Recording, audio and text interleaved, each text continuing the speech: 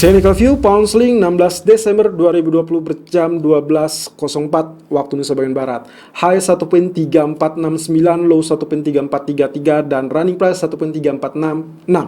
Dan akhirnya, mohon maaf, saya sampaikan bahwasanya area dari 3 falling peaks itu sudah gagal. Meskipun sebetulnya tidak gagal completely, karena kalau kita lihat dari prosesnya, dia memang sempat memberikan harapan dengan penurunan sampai zona 1.3279. Dan kalaupun Anda kemarin melakukan sell terlebih dulu, Anda seharusnya sudah mendapatkan area TP pertama terkena terlebih dulu. Namun memang di pertengahan malam, area resisten berhasil ditembus 1.3380 diakibatkan dengan statement dari para negosiator atau dalam hal ini yang terlibat dalam pembicaraan atau pembahasan Brexit. Kemudian dengan harapan bahwasanya akan terjadi kesepakatan dan semakin dekat dengan kesepakatan, maka itulah yang membuat market cenderung memilih untuk melakukan buy untuk pound sterling. Tapi juga faktor lainnya adalah eksternal, yaitu terkait dengan pelemahan US dollar seperti yang kita sempat lihat dalam grafik DXY. Kemudian kalau kita kembali dari grafik daily, sebetulnya area kenaikan belum terbebas begitu saja, meskipun ada area kenaikan yang mungkin akan relatif memberikan harapan. Ya, areal ini adalah disebutnya expanding triangle, maka kemungkinan potensinya kalau kita perhitungkan 1, 2, 3, 4, ini adalah wave kelima atau hitungan kelima, di mana biasanya memang akan terjadi kenaikan sampai at least 1.3580. Tapi juga jangan lupakan area biru historical price menunjukkan ada area resisten di 1.3480. Kita akan lihat apakah 1.3480 berhasil tembus apa tidak, lalu kemudian yang akan dilirik adalah 1.3538 dari area high tanggal 4 Desember yang lalu.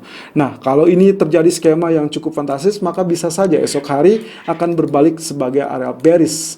Kalau memang sesuai dengan perhitungan ini, maka kemungkinan potensinya kita akan menantikan apakah akan terjadi doji candle untuk hari ini apa tidak. Tapi untuk hari ini, of course, kita harus melihat dari areal bullish ini akan terjadi area kenaikan lanjutan.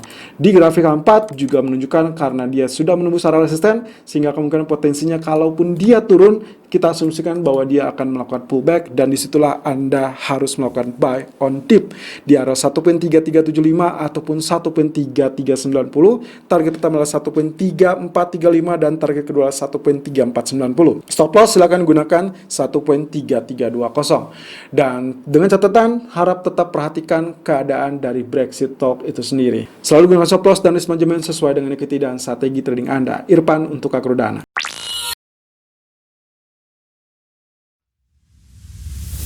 Technical View Euro USD 16 Desember 2020 per jam 12.08 waktu Indonesia bagian Barat. High 1.2164 dan low 1.2144. Running price 1.2161. Dan apa kabar untuk elite wave di grafik Euro USD? 2 hari berturut-turut kita sempat melihat area 1.2170 ataupun 1.2165, tapi sayangnya belum berhasil menembus zona areal resisten tersebut. Padahal kalau itu berhasil tembus, maka peluang untuk terjadinya wave kelima akan sangat terkonfirmasi dan kita bisa melirik atau segera melirik area 1.24 atau bahkan 1.25 dalam beberapa waktu ke depan. Ingat bahwasanya ini adalah daily chart, jadi kemungkinan potensi kenaikan pun akan relatif bertahap. Wave 1, 2, 3, 4, 5 dan yang sedang kita nantikan adalah wave kelima. Tapi hati-hati, area biru ini menunjukkan area bullish rectangle yang juga sebetulnya memberikan potensi dorongan kalau saja terjadi seperti demikian. Jadi kalau misalkan pun ini terjadi rejection, katakanlah tertunda sementara waktu untuk area penembusan resisten, selama dia berada di jalur biru tersebut, maka peluang untuk bullish masih tetap akan berjalan. Asalkan dia tidak menembus area support. Tapi untuk elliott wave sendiri, wave ketiga atau bahkan wave keempat, kita asumsikan dia hanya boleh maksimum 38% dari ketinggian wave ketiga. Artinya 1.2009 akan menjadi penentu terakhir kalau misalkan dia diasumsikan sebagai wave keempat, lalu kemudian nantinya akan reversal sebagai wave kelima. Kita tinggal lihat saja beberapa waktu ke depan apakah berhasil menembus zona resisten 1.2175 atau tidak. Sementara untuk faktor fundamental sendiri, kali ini kita hanya bergantung kepada data fundamental dari sektor manufaktur dan juga jasa dari zona Eropa.